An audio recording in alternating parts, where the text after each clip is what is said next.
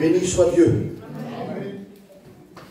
Je ne vous cache pas que, avant que le frère parle, je me suis senti chez moi ici. Amen. C'est curieux. Alors je suis allé voir un frère l'après-midi. Un frère que j'avais pratiquement jamais vu. Et il me parlait de Dieu. Je vais lui amener quelque chose. Écoutez, c'est comme si on se connaît depuis 30 ans, c'est vrai. Pourtant, je l'ai peut-être vu une fois, je l'ai presque jamais vu. Quand on est attiré par le même esprit, on se regarde et ça passe. Vous comprenez? Eh bien, que Dieu soit loué, je suis heureux d'être là avec vous. Merci Seigneur, c'est vrai que plusieurs fois on a essayé de venir. Et heureusement, parce que la dernière fois, j'avais le Covid, alors vous voyez, c'est compliqué le jour même. Je l'ai appris, ou la veille, donc c'était compliqué de venir. Mais béni soit Dieu de ce que le Seigneur il a peut-être dit, non, non, pas encore, aujourd'hui. Amen. Amen. Donc je ne vais pas vous porter quelque chose de nouveau, parce qu'aujourd'hui, malheureusement, je ne suis pas là pour vous parler de ça, mais Dieu sait comment je parle, hein. Je ne suis pas un ancien, je ne suis pas un jeune dans l'évangile non plus. Restez comme vous êtes. Ne cherchez pas de nouveau. Ne cherchez pas à améliorer les choses, ni des techniques pour rester comme ça. Vous ne vous rendez pas compte, il n'y a que l'extérieur quand il vient qui voit. C'est tout. Et malheureusement, on voit aujourd'hui que lorsqu'on vient à l'église, souvent on est derrière un homme qui chante. On l'écoute chanter. J'ai été heureux de voir ce que j'ai vu ce soir. Amen. Il faut dire les bonnes choses. Hein, parce qu'il y a des bonnes choses. Mais que Dieu soit loué, parce que ce soir, on va s'entretenir dans la parole de Dieu. Vous savez, moi, je ne suis pas très compliqué dans les messages que je porte. Un jour, un homme m'a dit, toi, j'aime bien, parce que quand tu prêches, même un enfant, il te comprend. Mais c'est le plus beau compliment qu'on peut me faire. À quoi ça sert que je vous parle de l'hébreu et du grec? Et quand vous sortez, hein, surtout qu'on était à l'école longtemps chez nous, les 3 premiers jours avec le cartable neuf, les chaussures neuves, on donnait des petits. Voilà ce qu'on aimait que ça. Le lendemain, on ne voulait plus y aller à l'école. Donc vous voyez, qu'est-ce qu'on a été éduqué? Béni soit Dieu de ce que quelqu'un qui ne sait pas lire ni écrire, quand il passe entre les mains du Christ, hein, de la boue, personne n'en veut. La boue, personne n'en veut. Sur la voiture, on la sort au karcher. Dans la maison, la femme, elle te regarde les pieds s'il y en a. Elle ne la veut pas. Mais cette boue, quand elle passe dans les mains d'un grand sculpteur, celle que toi, tu ne veux pas, il suffit qu'il mette simplement sa signature dessus. Et après, tu es prêt à l'acheter beaucoup d'argent parce qu'elle est passée dans les mains de celui qui a su en faire quelque chose. Peu importe si des fois on ne sait pas trop lire et pas trop écrire, si on n'est pas très fort dans les mathématiques. Mais le jour où Jésus nous a saisis, le jour où Jésus nous a pris dans ses mains, le jour où il nous a formés, bien vous avez des gens, des fois, ils savent tout juste parler. Et vous avez des avocats, hein, des fois ils sont petits, les mains jusqu'à là. Ils disent quelques mots, vous avez les avocats qui pleurent, vous avez les ministres qui se repentent. Vous avez les riches qui sont là devant la parole de celui que Dieu se sert. Donc je voudrais que Dieu se serve de nous ce soir. Hein, que Dieu soit loué. La réunion, c'est vraiment qu'il a fait ensemble. Elle a commencé déjà dans la prière, dans les chants, dans les témoignages. Et puis on continue. Hein, et puis je le dis, c'est un honneur pour moi de venir partager avec vous la puissance qui a transformé ma vie. Que Dieu soit loué parce que si elle a transformé la mienne, alors elle peut transformer la tienne aussi. C'est vrai que la première fois que je viens prêcher ici, Dieu sait pourquoi, hein, Dieu sait pourquoi, c'est aujourd'hui, et Dieu savait qui serait dans ce lieu. Amen. Donc je voudrais lire un texte dans la parole de Dieu, parce que vous savez, c'est beau quand on a la Bible. C'est beau quand on ouvre ce livre. Dès qu'on l'ouvre, tout devient possible. Hein. Il n'y a rien d'impossible quand on ouvre ce livre, ça y est, tout se met en route. Devant l'informe vide, il a suffi d'un Dieu dit pour que l'ordre revienne. Amen. Le Dieu dit, qu'est-ce que c'est? Eh bien, le Dieu dit, c'est ça. C'est la parole. C'est ce que Dieu a dit. Merci Seigneur. Et que Dieu soit loué quand Dieu parle. Vous savez, il y a quelque chose dans la Bible qui est merveilleux, extraordinaire.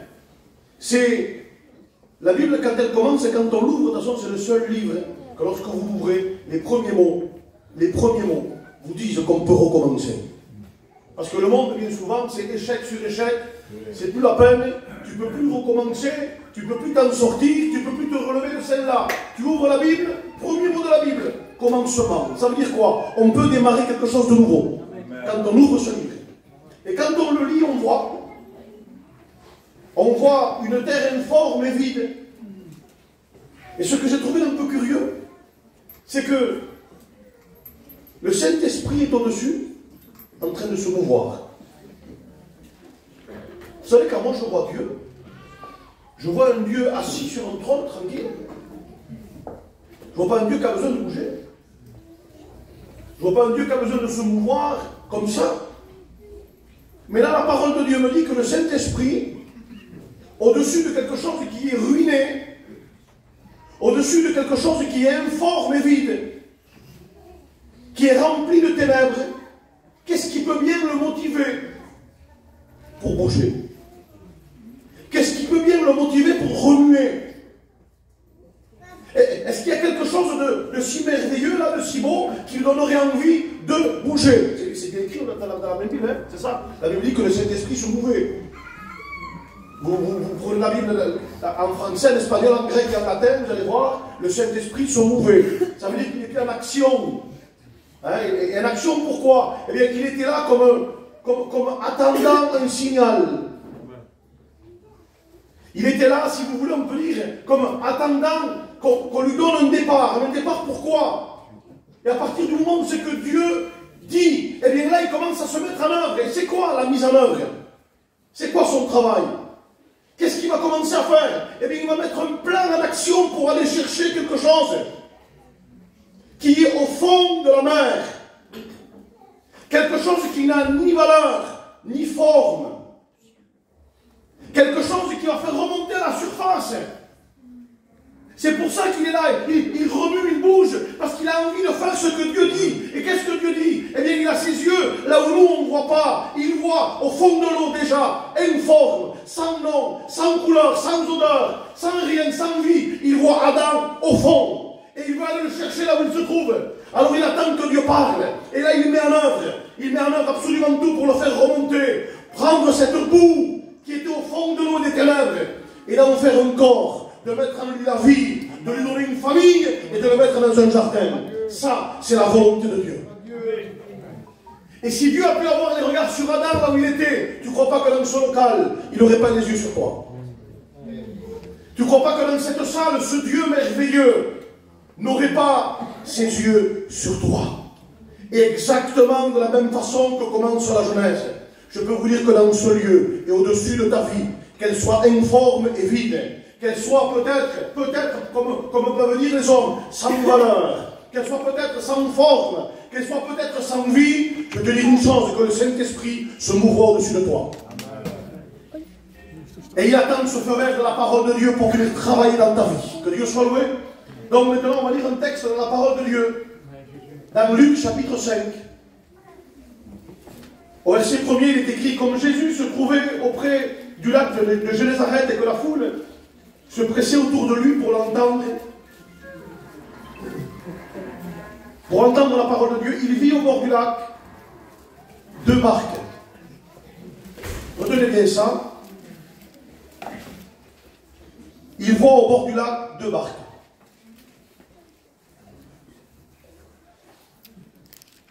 D'où les pêcheurs étaient descendus pour laver les filets. Il monta dans l'une de ces barques, qui était à Simon.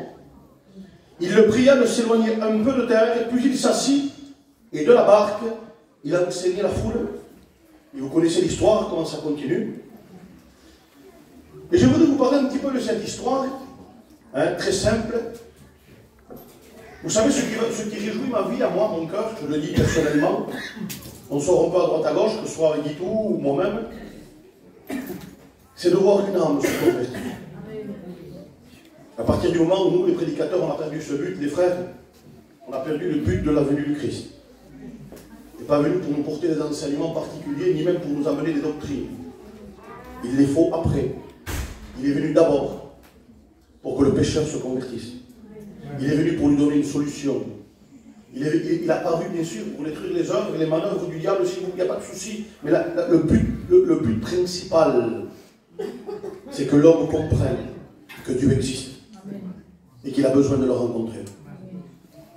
Alors je ne sais pas de quelle façon certains sont venus ici, parce que des fois il y en a qui disent, moi je ne suis pas trop concerné par l'évangélisation. Vous savez, moi l'évangélisation, si je pourrais me convertir 10 fois, je pourrais me convertir 10 fois. Je pourrais me convertir 100 fois, je me convertirais 100 fois. Qu'est-ce que c'est beau, le message qui m'a sauvé. Quand on voit ce texte, vous savez que rien n'est écrit dans ce livre au hasard. Rien n'est écrit pour l'écrire ou pour combler un livre. La parole de Dieu me dit que Jésus va descendre au bord du lac. Et quand il descend au bord du lac, c'est comme ça que c'est écrit, il voit 2 barques. Hein, c'est comme ça, c'est écrit comme ça. Et il descend, la Bible dit qu'elles sont au bord. Elles sont vides. Et la Bible dit qu'il va monter dans une... Je ne sais pas, la logique aurait été... Enfin, moi je sais, si c'est moi qui aurais écrit, j'aurais écrit Jésus descendit au bord du lac, il monte dans une barque. Non, le Seigneur nous dit, il en voit 2. Et puis il y en a une dans laquelle il va monter. Mais on va se poser une question, vous savez, normalement, je ne suis pas un marin, moi, mais la logique, une barque, elle n'est pas faite pour rester accrochée au bord du lac. Normalement, une barque, elle est faite pour naviguer sur l'eau, elle est faite pour servir, elle est faite pour être sur l'eau, c'est logique. En général, quand elle est au bord de l'eau, souvent elle est attachée, normalement on l'attache, on la met au bord, on l'attache, et puis le Seigneur, quand il s'approche du lac, il voit 2 barques vides. Il voit 2 barques qui ne servent plus, qui ont perdu leur fonction. Elles sont là, elles sont attachées, mais normalement, si vous voulez, elles sont comme mises à l'écart. Pendant un temps, elles sont mises de côté, elles sont sur le bord, attachées, elles ne servent plus. Et moi, quand j'ai lu ça, quand j'ai regardé ça, ça m'a parlé, ça m'a interpellé. C'est exactement ce que beaucoup, je veux dire, beaucoup de gens sont en train de vivre. Ils ont commencé une façon de vivre, ils ont commencé une façon de vivre. Ils ont eu une façon de vivre bien rempli, un mariage, un travail, tout ce que vous voulez. Et puis est arrivé un moment où c'est que le monde les a mis sur le bord, où c'est qu'ils ne servent plus, parce que le but du monde, vous savez qu'est-ce que c'est? Le but du monde, c'est de te vider. Elles étaient vides, ces barques. Tant qu'il peut te prendre, tant qu'il peut t'enlever, tant qu'il peut te vider, il le fait. Et au bout d'un moment qu'il n'a plus besoin de toi, il te met sur le bord, il t'attache au bord, et tu restes comme ces barques attachées au bord qui ne servent plus. Et comme ça, combien il y en a? Des personnes qui ont cru parfois, qui ont cru par rapport à une vision, qui ont cru par rapport à une façon de vivre, qui ont cru par rapport à leurs idées, à leurs croyances, à leur foi peut-être, que la vie allait être comme ça. Mais malheureusement, ils se sont rendus compte qu'en réalité, ce qu'ils ont cru être pour eux le bonheur, les a mis au bord du lac, les a accrochés au bord du lac, et ils sont peut-être dans cette salle aujourd'hui, vides, attachés au bord du lac. Mais que Dieu soit loué de ce que la Bible me dit, que lorsque Jésus descend, il les voit. C'est intéressant que Dieu voit. C'est-à-dire Dieu voit ceux qui sont vides. Dieu porte ses yeux. Quand le monde n'a plus besoin de ces gens-là, eh bien c'est là que Dieu porte ses yeux sur eux. Amen. Il porte ses yeux sur eux, il s'approche. Et puis, logique, je vous l'ai dit, ça paraît logique. En général, une barque, si tu la laisses au bord et qu'elle n'est pas attachée, elle s'en va, hein, à la dérive. Alors donc, elle est attachée. Pourquoi? Pour qu'elle reste bien au bord. Pour qu'elle ne puisse plus sortir. Et le Seigneur, quand il va s'approcher, la première chose qu'il va faire, c'est pas écrit, mais ça paraît logique. La première chose qu'il fait, il détache. Hein? La parole de Dieu me dit, et il monte dans une. Je vais vous raconter une petite histoire, quelque chose de vrai. Vous avez des liens dans la vie qui sont très compliqués à être détruits. Vous connaissez cet animal tous, hein, même si on n'a pas vu en vrai, l'un des animaux les plus costauds et les plus gros de la planète, c'est l'éléphant. Il peut faire plusieurs tonnes. Il a une force à renverser des voitures. Et cet éléphant, vous les voyez, des fois, ils sont dans des cirques. Ils sont tenus par des cordes. Certes que nous, on ne pourrait pas la couper la corde. Mais la corde avec laquelle il est attaché, si lui voudrait vraiment, il arrache. Mais vous le voyez, on le plante là, dans un endroit, on met la corde, il ne bouge plus. Vous savez comment ça s'est passé? Parce que quand il était tout petit, cette corde-là, on l'attachait. Et quand il était petit, il n'avait pas de force. S'il est petit, il était beaucoup moins fort. Ils l'ont attaché petit. Et quand il était petit, il a tellement tiré sur la corde, et qu'il n'arrivait pas à la casser, il n'avait pas la force pour, qu'il a enregistré que cette corde ne casserait jamais. Il l'a enregistré. Pour lui, c'était sûr. La corde ne cassera pas. Alors il a essayé, 1 mois, 2 mois, 3 mois, 6 mois. Et au bout d'un moment, tellement, mais il a grandi lui, il ne s'en rend pas compte, vous comprenez? Et puis il a enregistré, c'est fini, cette corde, elle ne casse plus. Et puis, 5 ans après, au lieu de faire 500 kilos, il fait 5 tonnes.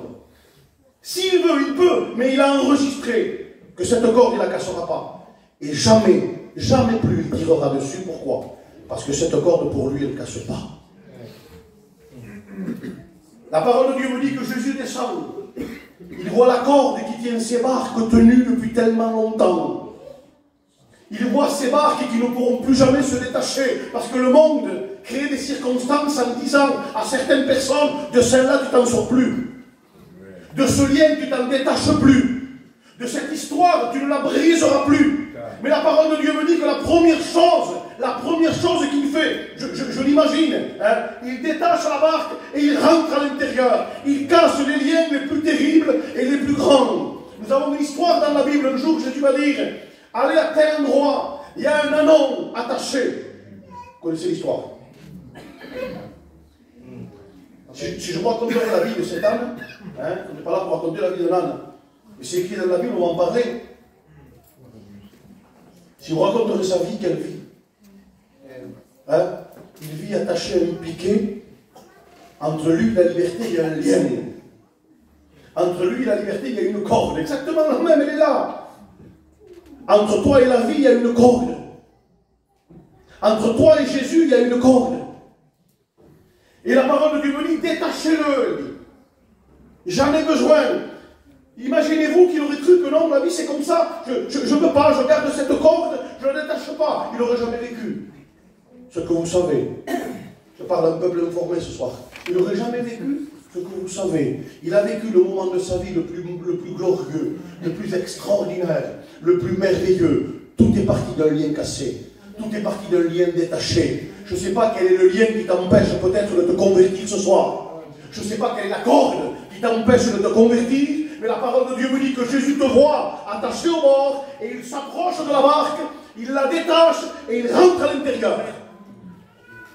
Et à partir du moment où Jésus rentre à l'intérieur, il va se passer dans cette barque, elle va écouter, elle va vivre quelque chose qu'elle n'a jamais vécu. Quelque chose qu'elle n'a jamais vécu. Puis si elle pourrait parler, elle dirait, il y a quelqu'un qui est monté cette nuit. Il y a quelqu'un qui a essayé avec moi toute la nuit de pécher, toute la nuit. Et oui. Parce qu'en général, quand on vit dans le monde, on vit la nuit. Hein? Le plaisir du jeûne, c'est la nuit. Donc toute la nuit, on a essayé de me remplir. Toute la nuit, j'ai essayé de... Alors je suis revenu au bord, je me suis rattaché au bord. Les jeunes, moi aussi j'ai eu 18 ans, 17 ans. Il faut être honnête, le jour ça ne nous intéresse pas trop. Hein. La journée c'est quand arrive 7h, 8h, et surtout le vendredi soir. Le respect que je dois à certaines personnes ici. Moi, il y a très longtemps, je ne me souviens plus vraiment, mais on a quand même quelques... Hein. Aujourd'hui tout le monde a la barbe. Hein. Mais à mon époque à moi, non, très très peu. Hein. Les jeunes n'en avaient pas. Mais par contre, ils en avaient jusqu'au vendredi soir. Parce qu'ils ne se rasaient pas le lundi, le mardi, le mercredi, le jeudi, le vendredi. Mais le vendredi, vous les voyez, ils étaient brillants. C'est oui. Pas 5 h de l'après-midi, à 6, 7 h, ça y est, vous les voyez, il n'y avait plus rien. Ils étaient neufs. Pourquoi? Il leur tardait la nuit. Parce que la nuit, c'est le moment où c'est que les jeunes croient pouvoir se remplir. N'est-ce pas? Croient pouvoir se remplir. Mais au bout des années, on se rend compte que le monde, la nuit, ne remplit plus. C'est pour ça que quand Jésus rentre dans la barque, il ne rentre pas la nuit, il rentre le jour. Il n'est pas comme le monde, il rentre le jour. Et il rentre à l'intérieur, il dit la parole de Dieu, puis la barque, toute la nuit. Qu'est-ce qu'il va faire, lui? Il commence à l'éloigner. Il commence à lui redonner sa fonction. Il commence à la faire revivre. Il commence à lui redonner le pourquoi elle vit, elle existe. Il commence à lui redonner un sens à vivre. Il commence à le refaire naviguer. La parole de Dieu nous dit qu'il va en plein eau, et tout d'un coup, là, ce que la nuit n'a pas pu faire, j'espère que vous me comprenez, ce que la nuit n'a pas pu apporter, ce que la nuit n'a pas pu remplir, Jésus le fait.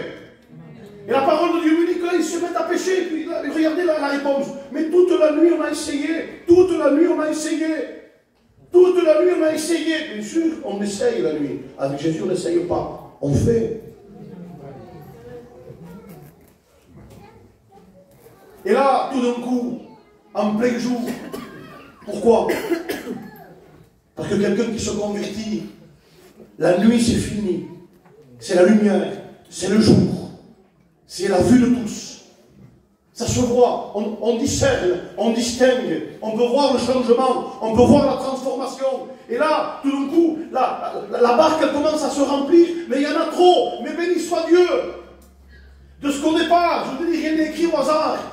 Quand Jésus descend dans le lac, la Bible me dit, il voit deux barques. Il n'en voit pas qu'une, il en voit deux. Et il monte que dans une. Et quand il y va, la bénédiction commence à se faire, il commence à remplir la barque, mais tu dis Seigneur, il commence à se tourner vers celle qui est restée au bord. Tu sais pourquoi il voit deux barques? Parce qu'en réalité, les deux barques, c'est le couple. C'est que Dieu a les yeux sur toi et ta maison. Il a les yeux sur toi et ta femme. Il a les yeux sur ton foyer. Il a les yeux sur ta famille. Mais le Seigneur, il dit, s'il y en avait un, au moins un, dans lequel je peux rentrer, s'il y en avait un dans lequel je pourrais m'installer, je vais le bénir tellement, je vais le remplir tellement, que celle qui est restée au bord, elle va envie de vouloir venir, de vouloir la rejoindre au milieu du lac. Amen. Je ne sais pas dans quel état, depuis quelque temps, le Seigneur, on dirait qu'il me pousse un petit peu à parler un peu sur les foyers. Et puis partout où vous parlerez des foyers, vous êtes dans le mille. Parce qu'aujourd'hui, c'est la ruine. Aujourd'hui, c'est le désastre. Il n'y a plus d'âge. Il n'y a plus d'âge pour être malheureux dans le couple. Il n'y a plus d'âge pour être en guerre du matin au soir. Et bien souvent, quand le monde a détruit un foyer, c'est les deux qui l'ont mis au bord du lac attaché. C'est les deux qui ne servent plus. C'est les deux qui sont vides. C'est les deux qui sont secs. C'est les deux qui n'ont plus d'espoir. C'est les deux qui sont liés. Mais béni soit Dieu de ce que dans cet état-là, même si ton foyer est comme ça, Jésus voit ton foyer. Et il veut bénir ton foyer aujourd'hui. C'est extraordinaire. Si je pourrais vous parler de Dieu, vous savez bien souvent, je dis bien souvent, quand certains peut-être parlent, ils parlent souvent d'eux. Quand vous entendez les témoignages, bien souvent, ils vous racontent qu'ils ont été libérés du tabac. Je ne sais pas si chez vous c'est comme ça, mais j'entends des gens qui disent que la libération du tabac, c'est la plus grande conversion de la planète. Ça donne plus de souffle. Au moins tu pourras courir un peu plus. C'est pas ça la conversion de frère. C'est quand même autre chose, non? Je ne sais pas, on a rencontré autre chose. On n'a pas rencontré quelqu'un qui fume un peu. Les buralistes, ils vont porter plainte sinon. Quand on a rencontré Jésus, on a bien rencontré beaucoup plus que quelqu'un qui est venu me dire tu ne fumes plus. On a rencontré un ami. Amen. Quand Jésus rentre dans un foyer, quelle différence. Moi, je ne pourrais pas trop vous raconter qu'est-ce que c'est un foyer sans Dieu. Pas trop vécu ça. Pas trop vous raconter ça. Mais je peux vous raconter qu'est-ce que c'est un foyer avec Dieu. Je peux vous parler qu'est-ce que c'est une barque, deux barques dans laquelle les bénédictions sont rentrées. Je peux vous raconter qu'est-ce que c'est deux barques qui ont été détachées du bord. Parce que moi aussi, j'étais attaché au bord. Nous aussi, avec mon épouse, on était attachés au bord. Nous aussi, Jésus a porté ses regards sur nous. Vous croyez que nous sommes des chrétiens? Vous croyez qu'on est nés pasteurs? On a eu notre première réunion. On a eu nos premières prédications. On a eu une première main levée. On a eu nos premiers retours dans le monde au départ. On a eu les moments où c'est qu'on s'est moqué de Dieu. On a eu les moments où les réunions nous fatiguaient. Ça a existé dans nos vies, ça. Mais il y a eu la réunion dans laquelle je suis rentré, la 10e, la 100e, j'en sais rien. Mais la réunion de Dieu, moi j'entends souvent ce jour-là, mon cœur, eux ça rappelle, moi je ne me rappelle pas. J'avais le cœur disposé, moi non. Tu te rappelles que tu avais le cœur disposé plus qu'avant toi. Ne répétez pas dans les témoignages que les autres disent. On ne rentre pas avec le désir de se convertir, c'est pas vrai. On rentre pour écouter. Et tout d'un coup, là, le Seigneur t'interpelle, tu sens que ça te parle. Et tu sens que Dieu non pas te pointe du doigt, que Dieu te caresse et te dit, c'est toi que je veux, c'est toi que j'aime. Et là, quand tu entends sa voix, c'est toi qui endurcis ou pas. Quand tu entends sa voix, c'est toi qui laisses rentrer ou pas. Et qu'est-ce que c'est merveilleux quand il rentre à l'intérieur. Qu'est-ce que c'est merveilleux quand il vient et que vous voyez que tout est sombre autour de vous et que tout d'un coup il vient simplement éclairer et te dire je suis là. Qu'est-ce que c'est extraordinaire avec lui. Quand tu vois que ce qui est cassé, on en parlait avec mon frère ce matin sur la route, est irréparable. Je ne vais pas rentrer dans les détails. Irréparable. Ça existe des choses irréparables. Quand elles sont sur la terre. Mais quand elles passent entre les mains de Dieu. Quand elles passent entre ses mains. Vous savez, bien des fois, on a prêché X fois, quelques petits pains et quelques petits poissons qui devaient servir pour nourrir un enfant normalement. C'est ça les frères, hein? Et l'ancien milieu de nous, ça devait servir à nourrir une gosse. C'était pas fait pour nourrir une foule de entre 12 et 15 000 personnes. C'était pas ce but. C'était fait pour nourrir un enfant. Il en a versé pour lui, un enfant.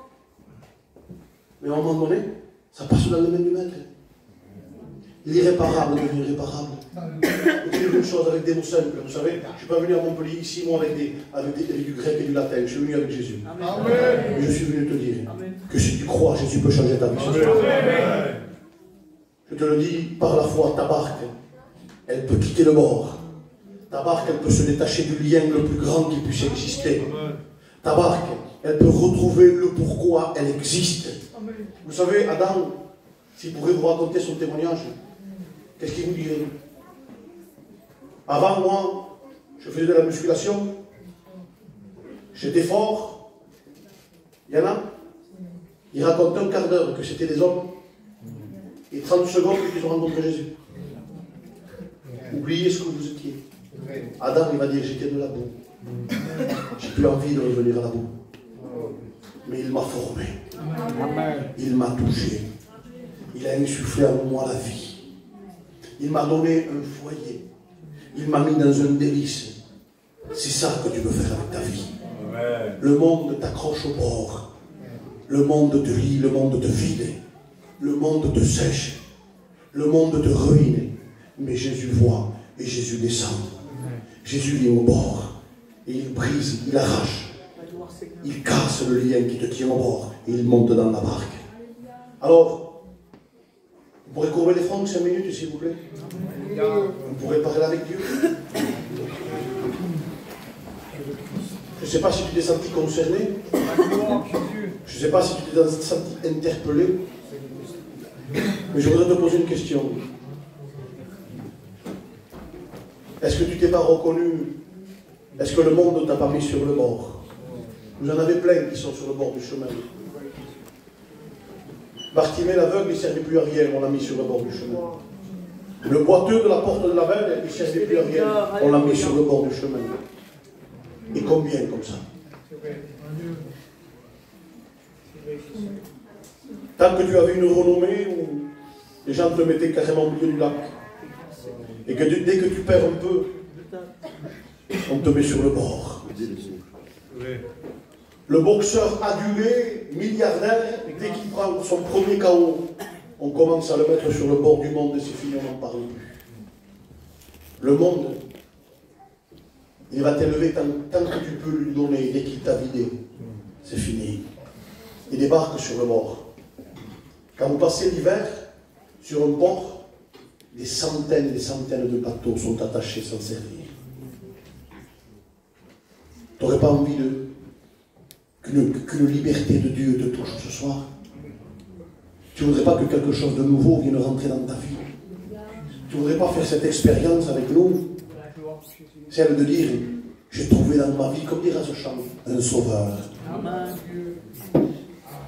Fais grâce, Seigneur. Jésus s'approche de toi. Je te le dis avec tout mon cœur. Et Jésus s'approche de toi. Il te regarde. Il te connaît. Il te voit accroché au bord. Laisse-le rentrer dans ta maison. Laisse-le rentrer dans ta barque. Laisse-le faire. Ne laisse pas le diable te vider. Ne le laisse pas te détruire. Ne le laisse pas t'attacher. Plus on tarde, et plus les liens grossissent.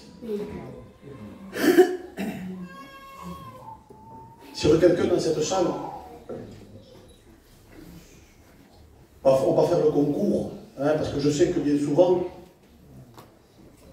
j'étais le premier, moi, à venir devant les estrades, à l'époque. J'étais le premier à ce qu'on prie pour moi, et bien des fois, ça peut arriver qu'on soit découragé, des fois en disant Seigneur, je vais te dire une chose, ne te lasse pas de me dire Jésus, j'ai besoin de toi ce soir. Amen. Ne te fatigue pas de ça. Parce que quand tu as arrêté à faire ça, il t'a perdu, Seigneur. Parce que si Jésus ne peut plus changer ta vie, personne sur la terre ne pourra le faire. Si Jésus ne peut rien pour toi, personne sur la terre ne pourra le faire. Mais ce soir, je suis venu avec un Jésus extraordinaire, qui a changé la vie de millions de chrétiens, et qui peut changer la tienne aujourd'hui, qui peut rentrer comme Adam, là où on ne pouvait pas le voir, personne ne pouvait le voir, il était tellement loin, mais dans le fossé où tu te trouves, Jésus vient. C'est pas celui qui dit simplement une corde et tu te débrouilles. Il vient. La parole de Dieu me dit que le Samaritain passe sur son cheval et il voit bien plus bas quelqu'un. Écoute ça. Voit quelqu'un que le monde a détruit, que le monde a blessé. Il saigne. Il t'a donné mort. Il saigne. Qu'est-ce qu'il fait? Il lui envoie une corde en disant viens, je vais te traîner. Il s'arrête. Il descend de sa monture. Je ne suis pas le dernier, hein, je ne suis pas le plus maigre de la terre. J'ai un peu de force. Mais je sais que pour lever un homme par terre et le monter sur un cheval, on ne peut pas le faire à bout de bras comme ça. C'est pas possible. Il faut le serrer contre soi. C'est ça. Si tu sais le faire, toi, tant mieux. Hein? Porte-moi, à bout de bras. Tu es obligé de le serrer. Tu es obligé de faire un avec lui. Ça veut dire que s'il saigne, tu es obligé toi aussi de le serrer. Tu es obligé de le serrer. Et tu es obligé de le monter. Et tu te frottes, il te frotte à toi. Jésus passe près de toi. Amen. Il te voit à demi-mort. Rétablis, Seigneur. Jésus ne s'assalit pas quand il t'a la main au pécheur. Jésus ne se salit pas quand il descend là où se trouve le pécheur. De la même façon que ce Samaritain est descendu de sa monture, Jésus est descendu du ciel. Gloire à Dieu. Il est venu monter sur la croix. Et sur cette croix, il a proclamé ton pardon. Sur cette croix, il a proclamé ton pardon. Et je vais vous dire une chose pour terminer. Moi, j'aime prêcher la croix du Christ. Et si on me poserait la question, parce que bien souvent, il y a un grand oublié de la croix. Ça vous est arrivé d'avoir un petit malade? Je ne parle pas gravement, je vous demande pardon, mais un petit malade. Fièvre. Qui c'est qui souffre le plus? Le petit qui a la fièvre? Ou la maman qui le regarde? Qui c'est qui souffre le plus, mon frère? Le petit qui a la fièvre ou le papa qui le voit? Jésus est sur la croix. Ça fait 6 heures qu'il est en train de s'étouffer, le frère. 6 heures qu'il s'étouffe. Et dans le ciel, il y a un père qui le regarde, qui est assis sur le trône. À ce moment-là, si Dieu aurait pu transpirer, c'était là. Les anges n'ont jamais vu le ciel tel qu'il était. Si les anges auraient pu avoir eu peur, s'ils auraient pu avoir peur, c'était là. S'ils auraient pu, eux, transpirer, c'était le moment où le Fils est en train de s'étouffer sur la croix. Et dans cette position-là, il va bientôt mourir, il n'a plus de souffle. Quand quelqu'un ne peut plus respirer, c'est quelqu'un qui ne peut pas parler. Essayez de courir 100 mètres. Et après d'avoir une conversation avec quelqu'un, vous ne pouvez pas parler. Ça fait 6 heures qu'il s'étouffe. Quelques heures, il ne peut plus. Mais il entend quelqu'un qui dit « Souviens-toi de moi ». Amen. Facile de parler. Moi, ça fait peut-être, je sais pas, 40 minutes que je parle. Facile. Il est en train de s'étouffer sur la croix. Le ciel est en train de le regarder. Le Père est là. Il va prendre appui sur ses pieds. Il n'en peut plus. Il va frotter son dos à la croix. Le sang va sécher dans ses yeux. Il va prendre une respiration. Non pas pour vivre, non pas pour vivre, mais pour lui dire, aujourd'hui, je te le dis, tu seras avec moi. Ce Jésus sur la croix du Calvaire, il attend de ta part que tu lui dises, souviens-toi de moi. Amen.